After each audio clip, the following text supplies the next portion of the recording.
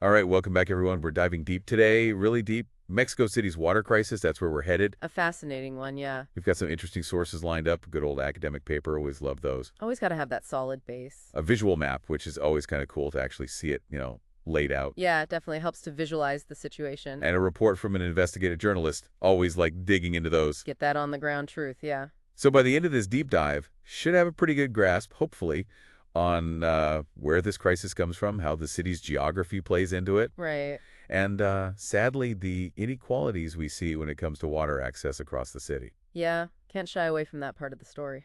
So let's jump right in. I always like to start with a bit of the history. This academic paper takes us way back. I'm talking Aztec times. Wow, back to the roots. And honestly, it's kind of fascinating how they managed water. Like Chinampas. Those floating gardens are incredible. Yeah, Chinupis.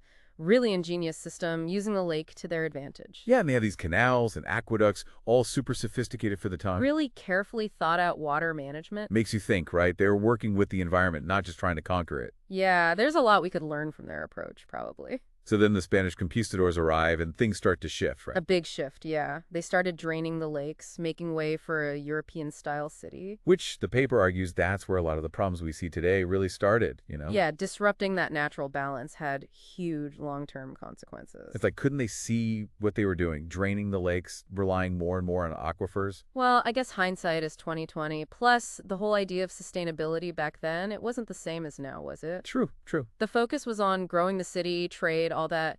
They weren't thinking about, aquifer depletion or land subsidence, which, by the way, is a major issue now because of that. Wait, so the city's actually sinking because they're taking too much water out of the ground? Yep, over-extraction from the Texcoco aquifer, it's causing the land to compact. Parts of the city are literally sinking, yeah. Whoa. Okay, so we've got these historical decisions, and they're still impacting the city centuries later. Makes you realize it's all connected. Big time. Okay, so let's zoom in on the geography now. This map, it really highlights how the city's location makes things even tougher when it comes to water. Yeah, Mexico City, it's nestled in this valley surrounded by mountains. It's like a bowl almost, right? Exactly. So water, it doesn't flow in easily, it doesn't flow out easily either. And natural water sources within the city, pretty limited. So where does all the water come from? Well, they have to pump it in from pretty far away, actually, like the Cutzamala system that brings water from over 100 miles away. Wow, 100 miles. That sounds risky. It is, yeah. Droughts, infrastructure problems, any disruption, and the city's in trouble. Speaking of trouble, this investigative journalist report, it paints a really tough picture when it comes to actually getting water in the city. Yeah, the inequalities are stark. It's crazy. Only 10% of residents have reliable water service every single day.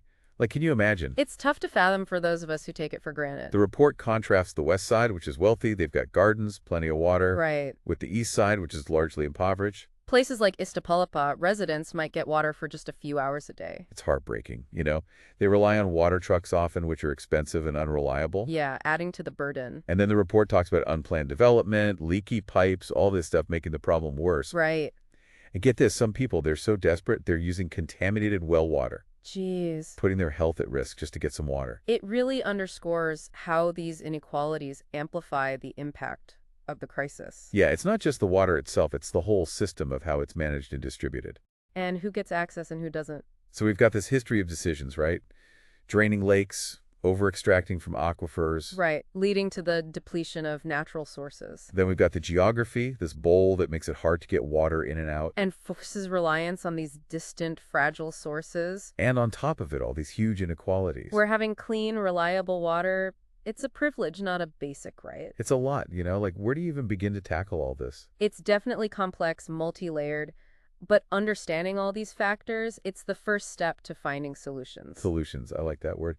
Are there any glimmers of hope? There are people working on things, definitely. New technologies for water harvesting, community-based water management initiatives. So maybe it's not all doom and gloom. Not at all. It's a dire situation, for sure, but not hopeless. The more we understand, the more we can be part of the solution. I like that. Knowledge is power, right? Absolutely. Especially with something as vital as water. All right, well, thanks for walking us through all this. Lots to unpack, for sure. Yeah, always a pleasure to dig deep into these issues. And to our listeners, we're handing the baton to you now. What do you think holds the most promise for ensuring water justice in Mexico City? Yeah, what solutions spark your interest? do some research, explore different perspectives, talk about it, It's a conversation worth having. and hopefully we can all be part of the solution. Absolutely. Every drop counts. Until next time.